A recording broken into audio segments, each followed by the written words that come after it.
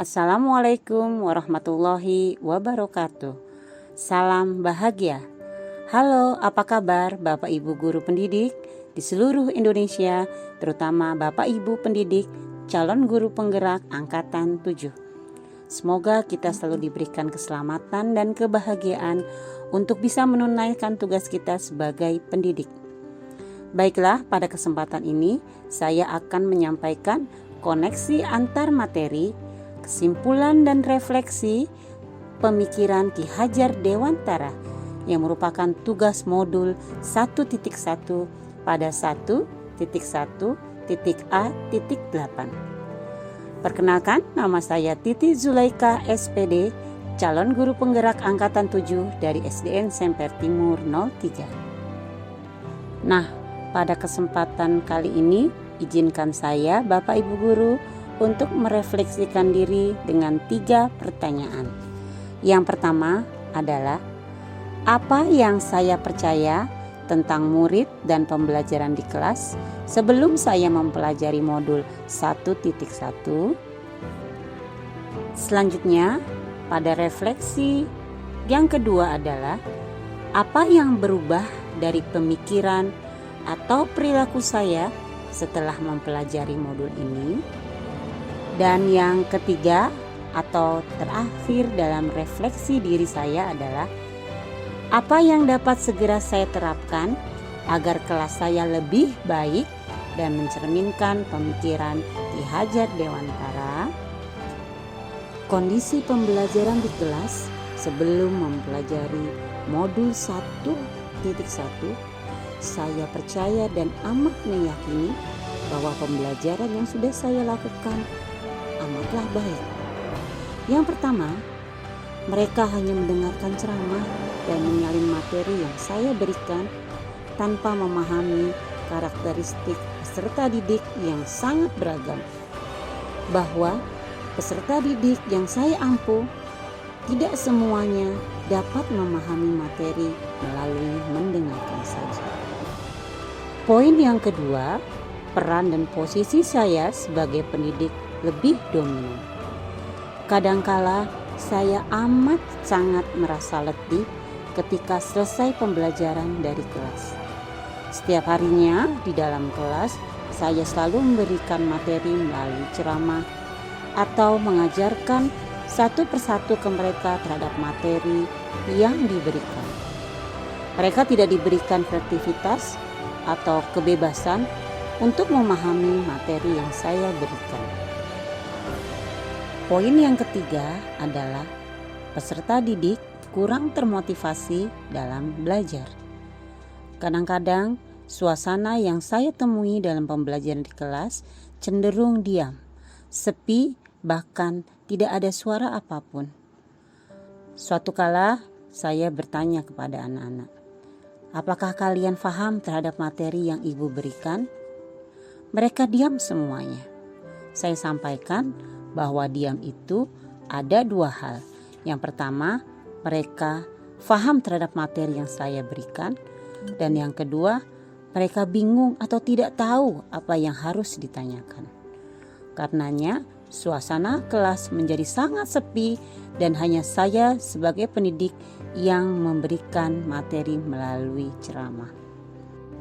Poin yang keempat adalah pendidik lebih mengacu pada penuntasan materi.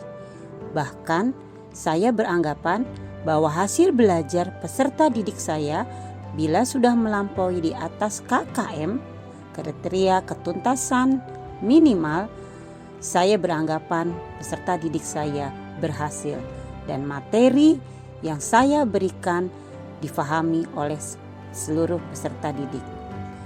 Peserta didik saya merasa banyak yang tertekan, bahkan tergopoh-gopoh untuk mengejar saya dalam menuntaskan materi. Saya tidak pernah memberikan waktu kepada peserta didik untuk bertanya atau ada hal-hal yang kurang dipahami pada materi yang saya berikan. Dan yang terakhir, poin kelima, saya akan bangga dan menyatakan berhasil jika peserta didik diam dan hanya mendengarkan menjadi acuan pembelajaran di kelas. saya tidak akan membiarkan peserta didik saya mengeluarkan suara untuk mengungkapkan kreativitasnya atau ide-ide ataupun jawaban atas pertanyaan yang saya berikan. Bahkan dengan diamnya peserta didik di kelas menjadikan kedisiplinan di kelas menjadi berhasil. Beberapa hal yang menjadi renungan saya adalah ketika pembelajaran yang sudah saya lakukan ternyata tidak memotivasi mereka untuk belajar di kelas. Bahkan hasil pembelajaran yang saya harapkan tidak sesuai dengan harapan. Karenanya saya mengalami perubahan dari pemikiran atau perilaku saya setelah mempelajari modul ini. Langkah saya yang pertama adalah peserta didik diberikan kebebasan oleh saya dalam menyelesaikan tugas sesuai bakat, minat, dan kreativitasnya. Bahkan dalam selesai materi yang diberikan, banyak anak yang sudah mulai mau bertanya, "Ibu, apakah tugasnya itu bisa melalui gambar?" Atau ada juga yang bertanya, "Ibu, apakah tugas yang ibu berikan dapat ditulis saja dalam selembar kertas?" Mereka sudah mau mengungkapkan kreativitasnya. Poin yang kedua, saya sebagai pendidik haruslah menjadi penuntun, bukan penuntut dalam pembelajaran. Setelah mempelajari modul 1.1 sesuai dengan pemikiran Ki Hajar Dewantara, maka pemikiran beliau saya jadikan panutan dalam membimbing peserta didik di dalam memahami pembelajaran yang saya berikan. Saat ini saya tidak pernah merasakan terganggu oleh pertanyaan-pertanyaan yang bersikap kritis terhadap materi yang saya berikan. Bahkan saya berupaya untuk terus mengeksplor pemahaman mereka terhadap materi yang saya berikan. Poin yang ketiga adalah saya berupaya pembelajaran berpusat pada peserta didik dengan mengeksplor pengalaman dan stimulus yang diberikan. Pada awal-awal pembelajaran sebelum kelas dimulai, seringkali saya memberikan stimulus yang berkaitan dengan materi yang akan diajarkan. Banyak anak-anak yang menjawab dengan pertanyaan tersebut sesuai dengan pengalaman yang dialami. "Bu, saya tahu jawabannya itu, Bu. Bu, saya pernah mengalami." Tapi bahkan ada beberapa peserta didik yang mampu dan sanggup menjawab di luar ekspektasi saya.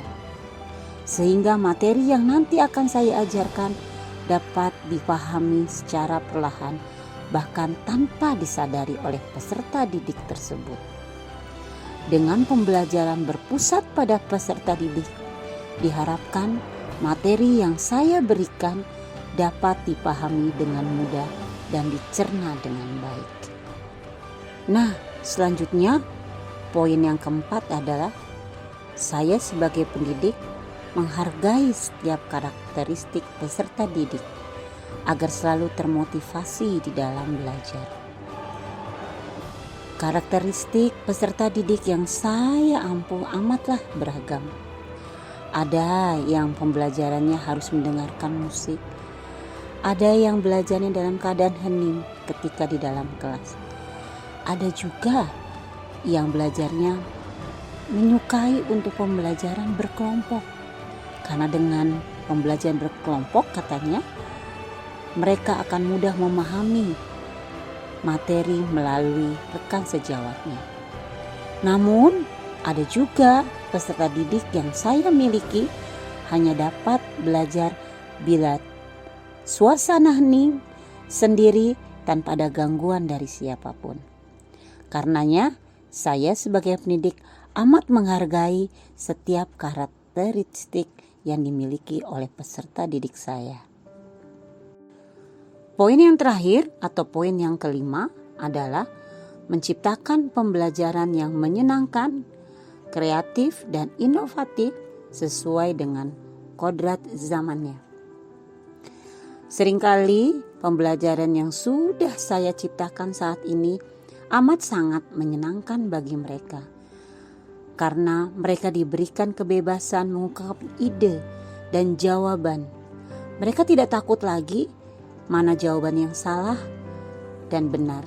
Mereka percaya bahwa saya sebagai pendidik akan meluruskan jawaban yang salah. Bagi saya, setiap anak yang menjawab tepat sesuai dengan pertanyaan saya akan memberikan reward atau penghargaan. Walaupun hanya sekedar berkata, "Bagus, jawaban kalian benar loh."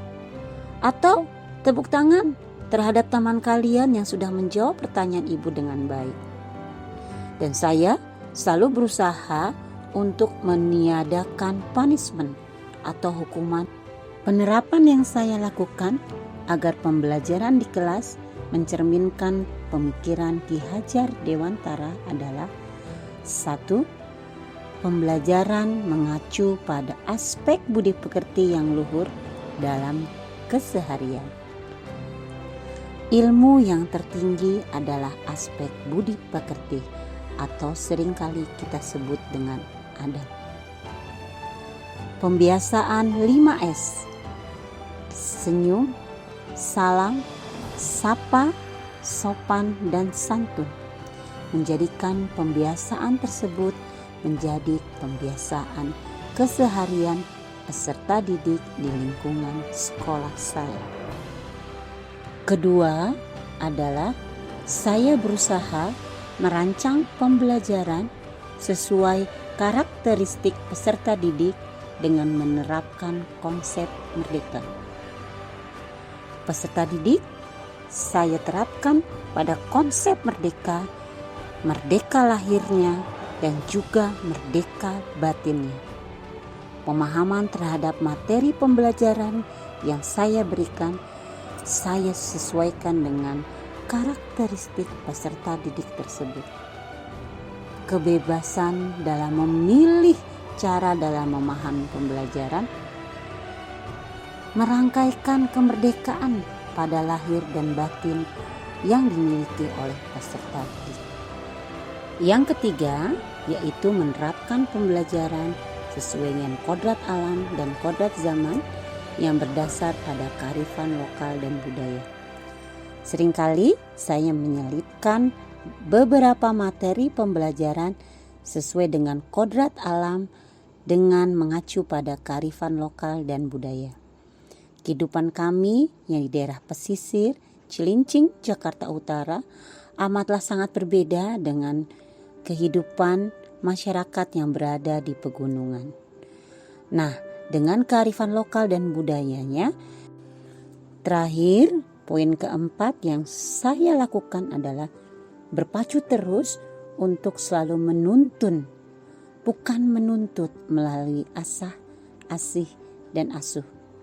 Saya percaya bahwa dengan bimbingan yang penuh kasih dan sayang, anak-anak dapat memahami pembelajaran dengan baik. Bimbingan dan tuntunan yang kita berikan bersama sebagai kesimpulan yang kita dapatkan setelah mempelajari modul 1.1 menurut pemikiran Ki Hajar Dewantara adalah: pendidikan mengisyaratkan untuk selalu menuntun, memberikan konsep kemerdekaan kepada peserta didik. Demikianlah Bapak dan Ibu guru hebat yang telah menyaksikan pemaparan, kesimpulan dan refleksi pada tugas 1.1.A.8. Terima kasih atas perhatiannya. Semoga pemaparan yang saya berikan dapat bermanfaat. Wabillahi taufiq wal hidayah. Wassalamualaikum warahmatullahi wabarakatuh. Salam bahagia.